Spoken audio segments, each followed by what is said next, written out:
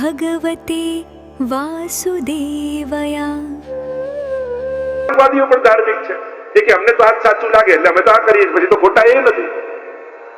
દરેકના મન પ્રમાણે જ જવાનું હોય તો દુનિયામાં બધા જ સાચા છે, ખોટું કોણ છે? સાચું ખોટું હું કે તમે નક્કી નથી કરતા, સાચું ખોટું ધર્મશાસ્ત્રો નક્કી કરે છે. તમારે ધર્મગ્રંથમાં જોવું પડે કે હું જે કહી રહ્યો છું એ સાચું છે ખોટું, હું જે વિચારી રહ્યો છું એ ધર્મ છે કે અધર્મ. અને ધર્મશાસ્ત્રો એને જો સહમતિ આપે તો જે ધર્મ કહેવાય. અને ધર્મશાસ્ત્રોથી આપણો સમાજ કહેવાય કે પપ્પા પાસે એક છોકરો આવ્યો ને કહેવા લાગ્યો, પપ્પા 5 પાંડવોના નામ લખાવો ને ટીચરે હોમવર્ક આપ્યું. અને પપ્પા એટલા નારાજ થયા કે તને આટલું નથી આવડતું, સાવ અભણ જેવો છે, લાવ રામાયણની પુસ્તક હમણાં લખાવી દઉં. પપ્પા જ રામાયણમાં 5 પાંડવોને ગોતતા હોય તો છોકરાઓનું શું થાય? ઘણી વાર ભલે આપણને જ ગીતાજી શું ને ભાગવતજી જુદા એ ખબર નથી હોતી. ઘણાને ભાગવત સપ્તાહ કોણ તો કે પેલા અર્જુનને સંભળાવ્યું ભગવાને. લોકોને ગીતાજી ને ભાગવતજી નો ભેદ ખબર નથી. ભાગવતજી તો પુરાણ છે જે સુખદેવજી પરીક્ષિત મહારાજને સંભળાવે છે, અને જે અર્જુનને સંભળાવ્યું ભગવાને એ ગીતાજી. બંનેમાં ભેદ છે, પણ ઘણાને એક ફરક નથી ખબર. તો કંઈક જાણવું જોઈએ, સમજવું જોઈએ. અહીંયા કહ્યું શાસ્ત્રોનો સાર અમને સંભળાવો જેથી અમારું અંતઃકરણ પવિત્ર થાય. પરમાત્માના વિવિધ અવતારો વિશે અમને કહો કે ભગવાનના જુદા જુદા અવતાર લઈને આવે છે તે અવતારો વિશે અમને સમજાવો. ચોથું કહ્યું ભગવાન શ્રી કૃષ્ણ જે મંગલ કાર્ય કરવા માટે ભૂતલ પર પધાર્યા તો ભગવાનના પધારવાનું કારણ શું, પ્રયોજન શું? પાંચમું કહ્યું પરમાત્માની વિવિધ લીલાઓ વિશે અમને સંભળાવો. અને છઠ્ઠું કહ્યું કે જ્યારે ભગવાન ભૂતલ પર હોય છે ત્યારે ધર્મ ભગવાનની શરણમાં હોય છે, પણ પ્રભુ જ્યારે સ્વધામ પધાર્યા તો ધર્મ કોની શરણમાં ગયો એ અમને બતાવો. કારણ કે જેની શરણમાં ગયો હોય તો અમે એનું શરણું લઈએ તો સાચા અર્થમાં ધર્મશીલ બની શકાય. આ 6 પ્રશ્નો કર્યા અને એના ઉત્તરમાં મનુષ્યનું પરમ કલ્યાણ શેમાં છે એનો ઉત્તર આપતા સુતજી બોલ્યા, ભક્તિ દ્વારા જ મનુષ્યનું પરમ કલ્યાણ છે. તમે બીજા ગમે તેટલા સાધનો કરી લો, પણ જો ભક્તિ ન પામી શક્યા, પ્રભુ માટે ભાવ ન મેળવી શક્યા, તે જ પુનરપી જનનમ પુનરપી મરણમ પુનરપી જનની જઠરે એ જ ચક્રમાં ફરતા રહેવું પડે. તો કહેતા ને કે ન્યુયોર્કમાં 80 ના માળે 4 મિત્રો રહેતા, અને એકવાર બહારથી 4 કારમાં બેસીને આવે ને ખબર પડી કે લાઇટ ગઈ છે ને લિફ્ટ નથી ચાલતી. હવે 80 માળે ફ્લેટ જવું કઈ રીતે, આટલા દાદરા ચડવા કઈ રીતે? એટલે એક સલાહ આપી કેમ કરીએ, 4 જણા છીએ એટલે 20-20 માળ સુધી એક જણા કોઈ સ્ટોરી કે, અને સાંભળતા સાંભળતા પછી 20મો માળ આવે એટલે બીજાનો વારો, 40મો માળ ત્રીજાનો, એમ કરતા કરતા ચોથાનો જયારે વારો પૂરો થશે તો 80મો માળ આવી જશે, રસ્તોય કપાઈ જશે ને ખબર નહીં પડે. એટલે કે બધાને આ વિચાર ગમ્યો કે સારો વિચાર છે, એટલે પહેલા વાર્તા કહેવાનું શરૂ કર્યું. 20મો માળ આવ્યો એટલે કહ્યું કે મારો વારો પૂરો, બીજાનો વારો આવ્યો. બીજાએ શરૂ કર્યું 40મો માળ આવ્યો, મારો વારો પૂરો, ત્રીજાનો વારો. ત્રીજાનો આવ્યો 60મો માળ આવ્યો એટલે ત્રીજાએ કહ્યું કે મારો વારો, ચોથાનો વારો આવ્યો. અને ચોથાનો જયારે 60મા માળે વારો આવ્યો ત્યારે એને એટલું જ કહ્યું કે મારે બીજી તો કોઈ વાર્તા નથી કહેવી, પણ એટલું જ કહેવું છે કે ફ્લેટની ચાવી નીચે કારમાં રહી ગઈ છે. એમ કેટલાય સાધનોની સીડીઓ ચડો, પણ જો ભક્તિની ચાવી નીચે રહી ગઈ તો પાછો ધક્કો ખાવો પડશે. પુનરપી જનનમ પુનરપી મરણમ પુનરપી જનની જઠરે શયનમ એ જ ચક્રમાં પડી ફરી માના ગર્ભમાં આવીને કર્મોને ભોગવવાની તૈયારી રાખવી પડશે. મનુષ્યનું પરમ કલ્યાણ એ વિશુદ્ધ ભગવાનની ભક્તિમાં છે. અને ભક્તિને 2 વિશેષણ આપ્યા ભાગવતે, અહેતુકી અને અપ્રતિહતા. એક જેનો હેતુ કેવલ હરિમાં હેત હોય, અને બીજું અપ્રતિહતા એટલે અખંડ ભક્તિ, નિષ્કામ ભક્તિ અને અખંડ ભક્તિ. આ 2 ભક્તિ દ્વારા મનુષ્યનું પરમ કલ્યાણ છે. તસ્માદ એકેન મનસા ભગવાન સાત્વતામ પતિ, એક મનથી ભગવાનને ભજવા. આગળ ભગવાનના વિવિધ અવતારો વિશેનો પ્રશ્ન કર્યો, અને સનત કુમારોથી લઈને કલ્કી સુધી ભગવાનના પરમાત્માના 24 અવતારોની કથા કરી. અવતૃ ધાતુ પરથી અવતાર શબ્દ બને, ઉપરથી નીચે આવું. ભગવાન ભક્તો માટે ભૂતલ પર આવે છે. પરિત્રાણાય સાધુનામ વિનાશાય ચ દુષ્કૃતામ ધર્મ સંસ્થાપનાર્થાય સંભવામી યુગે યુગે. જીવ કર્મ વશ આવે અને ભગવાન કૃપાનો વશ થઈને આવે. ભગવાનના જન્મ અને કર્મ દિવ્ય છે, એને માણસની જેમ કર્મ ભોગવવા પડતા નથી, અને માણસ કર્મથી છૂટી શકતો નથી. 24 અવતારોની ચર્ચા કરી છે. એ તે ચાંસ કલા પુંસ કૃષ્ણસ્તુ ભગવાન સ્વયં. ભાગવતે કહ્યું બાકી બધા તો અન્ય અવતારો છે. 6 પ્રકારના ભગવદ અવતાર થાય એમ કહ્યું. અંશાંશ અવતાર, અંશાવતાર, કલા અવતાર, પૂર્ણ અવતાર, આવેશ અવતાર, પરિપૂર્ણ અવતાર, એમ 6 પ્રકારના ભગવદ અવતાર છે. ભગવાન કૃષ્ણ એ અવતારી છે. કે જે આ બધા જ અવતારો લઈને વધારે છે. જો ભગવાન કોણ છે એને ભાગવત અને ગીતામાં શોધવાનું. જેને ગ્રંથો પ્રમાણ આપે એને ભગવાન તરીકે સ્વીકારે. બાકી ભગવત્તા તો દરેકની અંદર છે, પણ ભજન કોનું થાય, કઈ રીતે થાય, એનો પ્રકાર તો શાસ્ત્રો આપણને આપે છે. અને શાસ્ત્ર વિધિને છોડી મનોકલ્પિત રીતે જે કાંઈ પણ કરે છે તો ગીતાજીમાં સ્પષ્ટ ભગવાને કહ્યું, ય શાસ્ત્ર વિધિ વિત્સૃજ્ય વર્તતે કામકારત ન સિદ્ધિ વાપનોતી ન સુખમ ન પરામ ગતિ. ન એને સુખ મળે ન પરમ ગતિ મળે. એટલે શાસ્ત્રની વિધિ બહુ મહત્વની છે. Respect the process. દરેક વિધિને રિસ્પેક્ટ કરો. મને તો આવું ગમે ને મને તો આવું ફાવે એમ કઈ કઈને બધું જ મૂકતા જશો ને તો ઘરમાંથી બધું જ જતું રહેશે. એટલે જ વિધિની મહત્તા છે આપણે ત્યાં, કે કોની ઉપાસના તમે કરો છો, એની ઉપાસના કઈ રીતે થાય, કોને કઈ રીતે ભજાય એનો પ્રકાર છે. માતાજીની ઉપાસના કઈ રીતે થાય, મહાદેવજીની ઉપાસના કઈ રીતે થાય, ભગવાન કૃષ્ણની ઉપાસના કઈ રીતે થાય, દરેકનું વિધાન છે. મને આમ ગમે ને હું આમ કરું, આ તો નબળો પક્ષ છે. અને ઘણીવાર લોકો ઉત્સવના બહાને પણ જુઓ ને, ઘણીવાર ગણેશ ચતુર્થી આવે, લોકો એમને ગણપતિને ડોક્ટર બનાવી દે ને, કોઈ વકીલ બનાવી દે, કોઈ એમને સિપાહી બનાવી દે ને, ઘણા કેવા કેવા જાતના આપણે આપણા દેવી દેવતાઓ જોડે ખેલ કરતા હોય છે. બને તો રિસ્પેક્ટ રાખો, દેવતાઓ છે. કોઈને ગમે તે આ રીતે કરવું એ ઉત્તમ નથી. છોકરાઓને પછી એમ જ થઈ જશે કે આ કોઈ એક પાત્ર છે કાર્ટૂન. બીજા ધર્મમાં તો કાર્ટૂન બનાવે તોય કેટલો વાર થઈ જાય. ભગવાન અને દેવતાઓ માટે આદર જાગે સમાજને, એ બહુ જરૂરી છે. આપણને એમ લાગે કે આમ કરવાથી બાળકોને રસ આવશે, પણ ભગવાન છે એવો ભાવ જતો રહેશે, દેવતાઓ છે એવો અહોભાવ જતો રહેશે. એટલે બહુ જ વિચારવા જેવું છે કે આપણા ઈષ્ટ સ્વરૂપો જે છે એમની જોડે આપણો વ્યવહાર કેવો હોવો જોઈએ. લોકો લૌકિકમાં ક્યારે વાય નથી કરતા, લોકો બીજામાં ક્યાંય સાયન્સ નથી ગોતતા. ધર્મનું નામ આવે એટલે તુરંત આમાં વાય, આમ જ કપડા કેમ પહેરવાના, આમ જ કેમ કરવાનું. અરે તમે પહેરો જ છો. તમે સ્પોર્ટ્સ રમવા જાઓ ત્યારે સ્પોર્ટ્સના વેર નથી પહેરતા, તમે દરિયા કિનારે જાઓ ત્યારે એવા કપડા નથી પહેરતા, તમે સ્નોમાં જાઓ ત્યારે એવા કપડા નથી પહેરતા, તમે ડેઝર્ટમાં જાઓ ત્યારે એવા કપડા નથી પહેરતા, તમે ઓફિસે જાઓ તો ઓફિસના કપડા જુદા નથી હોતા, તમે સુવા જાઓ તો એના કપડા જુદા નથી હોતા. તો સેવામાં સેવાના કપડા પહેરીને જાઓ એમાં વાંધો શું છે? દરેક વખતે જુદા પહેરો જ છો. તમે એ સંજોગોને વધારે ઉત્તમ રીતે માણી શકો એટલા માટે એવા પહેરો છો. પણ ધર્મ અને ભગવાનનું નામ આવતા જ વાય, અરે તું સ્પોર્ટ્સ રમવા આ પહેરીને જાય, બધું વાય જ કરવો તો બધામાં થઈ શકે. તમે એ સંજોગોને વધારે ઉત્તમ રીતે માણી શકો. કરતા જોઈએ છે બધામાં, પણ ધર્મનું નામ આવતા આપણને એક આદત પડી છે કે પ્રશ્ન પૂછવા. દરેક જગ્યાએ વિજ્ઞાન શોધવાની જરૂર નથી. ધર્મને કોઈ સિક્કા, સ્પિરિચ્યુઆલિટી એક જુદો સબ્જેક્ટ છે. દરેકમાં વિજ્ઞાન શોધવાની જરૂર નથી. આપણે વિજ્ઞાન શીખવું હોય તો સાયન્સના ક્લાસમાં જાઓ. આ ક્લાસ તો ભગવાન મેળવવાનું છે, કે સંસાર ભૂલાઈ જાય અને ભગવાન છવાઈ જાય આપણા હૃદયમાં. એના માટેની આ કથા છે. હવે લોકો ભાગવતમાં મને સાયન્સ ભણાવો, સાયન્સ ભણાવું તો સાયન્સના ટીચર પાસે જાય. આપણને ગુરુજનો પાસે સાયન્સ શીખવું છે અને સાયન્ટિસ્ટો પાસે ધર્મની વાત સાંભળવી છે. સાયન્સ શીખવાનો આ સબ્જેક્ટ જ નથી, આ ગ્રંથ જ નથી.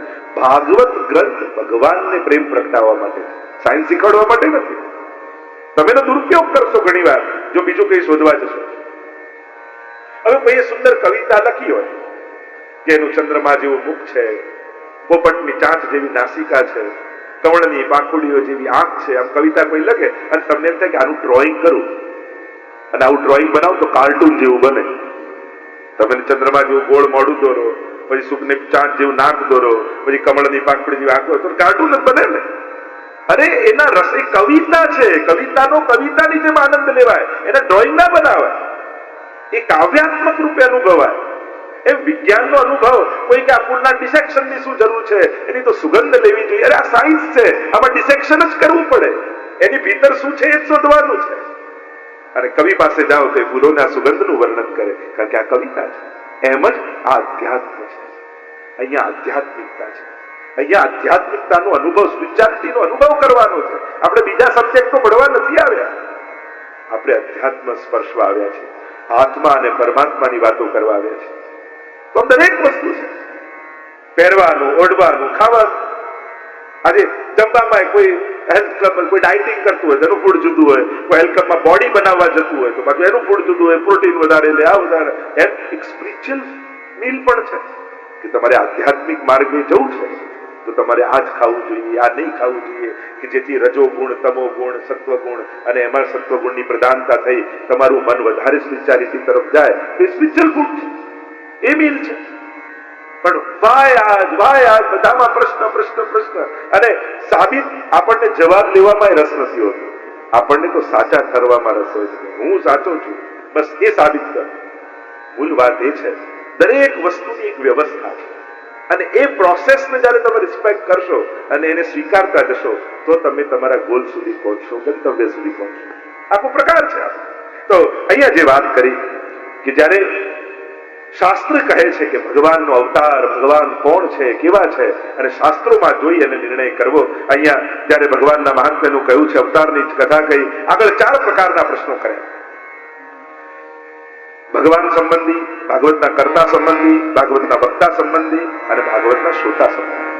આ 4 પ્રકારના પ્રશ્નો જ્યારે સૌનકાદી ઋષિઓએ કર્યા ત્યારે સુતજીએ વ્યાસજીના પ્રાગટ્યની કથા દ્વાપરમાં સત્યવતી અને પરાશર મુનિને ત્યાં ભગવાનના જ્ઞાન અવતાર. બોલો વ્યાસ ભગવાન કી જય. વેદના વિસ્તાર કર્યા એટલે વ્યાસ કહેવાય. બોર ખાઈને રહેતા એટલે બાદરાયણ નામ પડ્યું. યમુનાજીના દ્વીપની વચ્ચે જન્મ થયો એટલે દ્વૈપાયન કહેવાય. કાળા હતા એટલે કૃષ્ણ દ્વૈપાયન કહેવાય. અનેક નામ વ્યાસજીના કયા. 17 પુરાણોની રચના કરી વ્યાસજી. વેદોના વિભાગ કર્યા. મહાભારત જેવો 1 લાખ શ્લોકોનો જયગ્રંથ લખ્યો. પણ મનમાં હજી આનંદ પ્રગટ્યો નથી. ચિત્તમાં હજી શોક છે, પ્રસન્નતા નથી.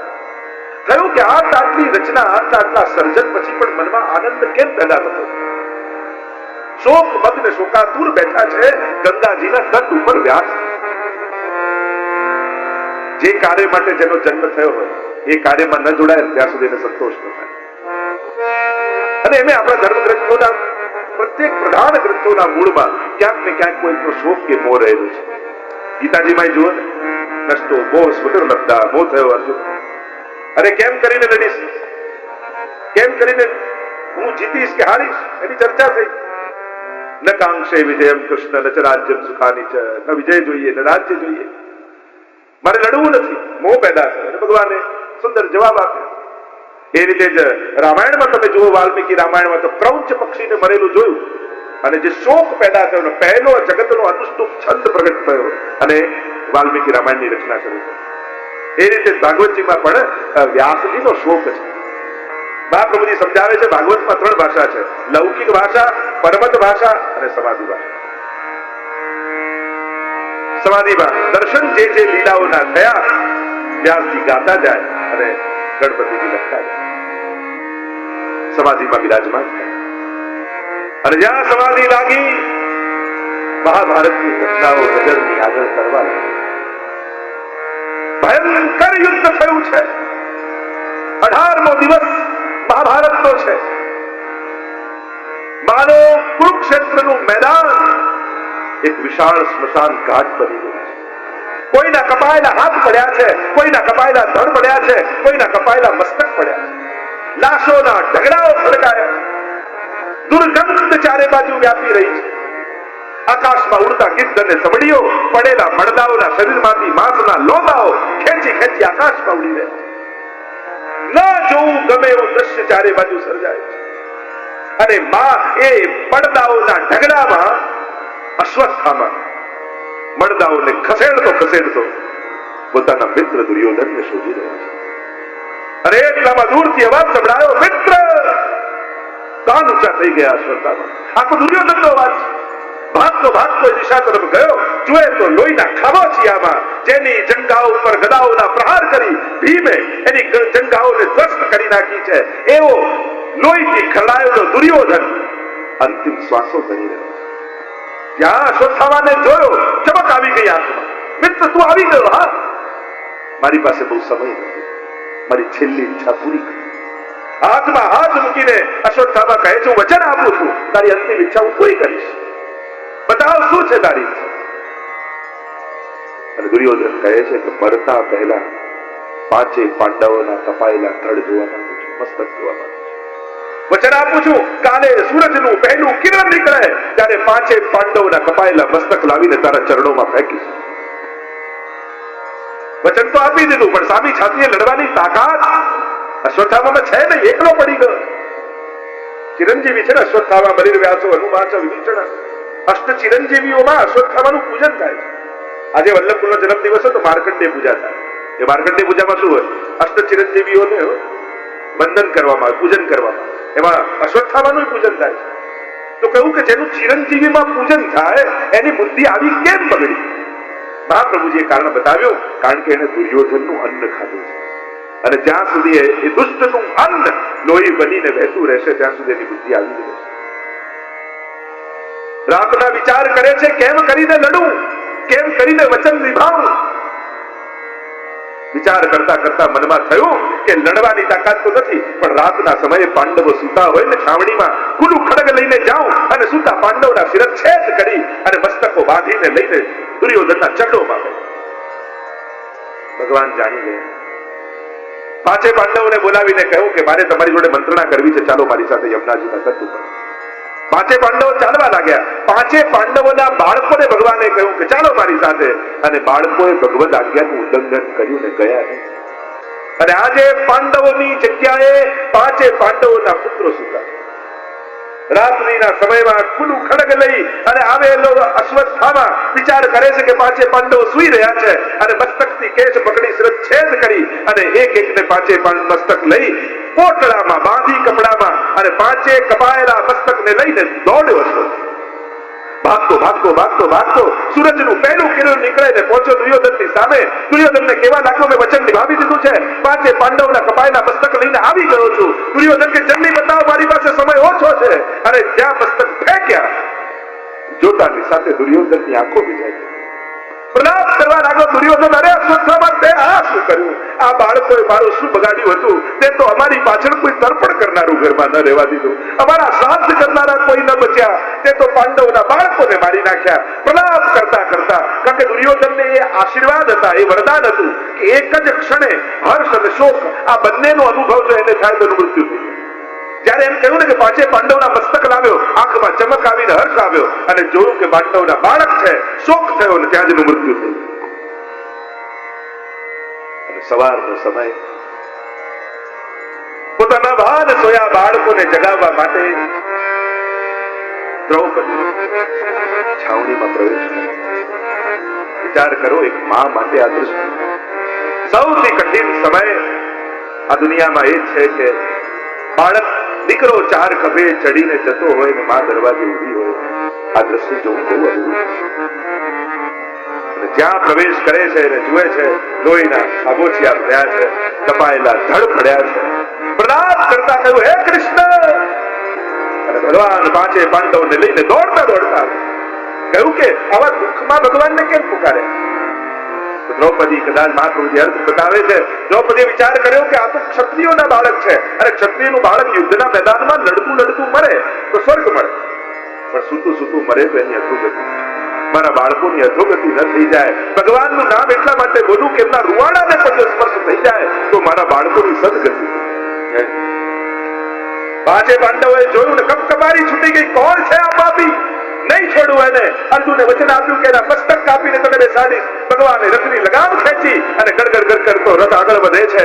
અર્જુન પાછળ બેઠો છે, આગળ આગળ અશ્વત્થામા ભાગે છે, અને પાછળ પાછળ ભગવાનનો રથ આવી રહ્યો છે. કેસથી પકડ્યો અશ્વત્થામાને. અને ભાગવતમાં લખ્યું કે કોઈ બલિ ચડાવવા માટે કોઈ પશુને ઘસડતા ઘસડતા કોઈ લઈને આવે, એમ અશ્વત્થામાને ઘસડતા ઘસડતા ઘસડતા છાવણીમાં લઈને અર્જુન આવી રહ્યો. જયારે આ દ્રશ્ય દ્રૌપદી જુએ, જો મહાભારતની દ્રૌપદી અને ભાગવતની દ્રૌપદીમાં ઘણો મોટો ફરક છે. ભાગવતમાં તો બધા ભક્તોની કથા છે. ભાગવતનો અર્થ થાય ભક્ત. આ ભક્તોના ભગવતીઓના ચરિત્ર, એટલે અહીંયા દરેકને ભક્તિના પક્ષથી જોવાયા છે. એના ભક્તપણાથી ચિત્રણ કરવામાં આવ્યું. દ્રૌપદી જયારે આ દશા અશ્વત્થામાની જુએ છે અને બોલે છે, મુચ્યતા મુચ્યતા એષ બ્રાહ્મણો નિતરામ ગુરુ. છોડી દો, આને છોડી દો. આ બ્રાહ્મણ છે. શાસ્ત્ર એમ કહે કે બ્રાહ્મણને મૃત્યુદંડ ન અપાય, છોડી દો. નિતરામ ગુરુ, ગુરુ પુત્ર પણ ગુરુ રૂપ. જે વિદ્યા એમણે પોતાના પુત્રને નથી શીખવાડી એ વિદ્યા દ્રોણાચાર્ય પાંડવોને આપી છે. આ ઋણ છે, આ કરજો છે ગુરુદેવનો, અને અત્યારે ચૂકવવાનો સમય છે. અને સૌથી મોટી વાત એ છે, અશ્વત્થામા પણ કોઈ માનો દીકરો, પુત્ર ગુમાવવાનું દુઃખ શું હોય જે હું અનુભવ કરી રહી છું, એ હું કોઈ બીજી માને આવું દુઃખ આપવા તૈયાર છોડી દો. હવે શાસ્ત્ર એમ કહે છે કે આતતાઈને જુઓ ત્યાં મારી નાખો, અને શાસ્ત્ર એમ કહે છે કે બ્રાહ્મણને મૃત્યુદંડ અપાય નહીં, કરવું શું? મહાપ્રભુજી કહ્યું કે આ તો સંસારનું પ્રતીક છે અશ્વત્થામા, એને છોડાતો એ નથી, મરાતો. ભગવાને ઉપાય બતાવ્યો કે મોહનો મણી કાઢી. બ્રાહ્મણ તું અપમાન જ એનું મૃત્યુ છે, અને અશ્વત્થામાનો મણી કાઢી કેશ મર્દન કરી અપમાનિત કરીને અપમાનની અગ્નિમાં બળવા લાગ્યો અશ્વત્થામા. નહીં છોડવું આ પાંડવોને, એને મારું અપમાન કર્યું છે. જો આ મહાભારતની એક એક ઘટનાઓને તમે જુઓ, છેક શરૂઆતથી તમે જુઓ, એક એક એવી ઘટનાઓ ઘટતી જાય, એમ લાગે કે વાંક કોણ, અને શોધવા જાઓ તો ખબર ન પડે. મોટા દીકરા છે ધૃતરાષ્ટ્ર, પણ અંધ છે, પાંડુ રાજા બને. ઘટનાઓ તમે એક એક જુઓ મહાભારત, એક એક પાત્રોને વિચારવા જેવા છે. મહાભારત, ગીતા, મહાભારત ગીતાનો ગીતા ભાગ છે એનો, ભાગવત અને રામાયણ. રામાયણમાં તમે જુઓ તો બધા એમ તારું તારું તારું. તમે મહાભારતમાં જુઓ તો મારું મારું મારું એમ ચાલે. રામાયણમાં તારું તારું તારું, મહાભારતમાં મારું મારું મારું, અને ભાગવતમાં ન મારું ન તારું. આ બધું તો ઠાકોરજીનું છે. આ પરમ ભક્તિની અવસ્થામાં તમે લઈ જાય. મારું કે તારું નહીં, સારું થવું જોઈએ, બધું ભગવાન. અશ્વત્થામા અપમાનિત થયો, થયું કે શું કરું? બ્રહ્માસ્ત્રનું આહવાન, પાછું ન વળી શકે એવા બ્રહ્માસ્ત્રનું આહવાન કર્યું. વિચાર કરવા લાગ્યો કોની તરફ છોડું. ભીમ તરફ તેને મારા મિત્રને માર્યો, યુધિષ્ઠિર તરફ, અર્જુન તરફ મારો સૌથી મોટો શત્રુ બનીને ઉભો છે. દરેકનો વિચાર કરતા કરતા જો માણસની બુદ્ધિ બગડે ને તો હીનમાં હીન કાર્ય કરતો અટકે.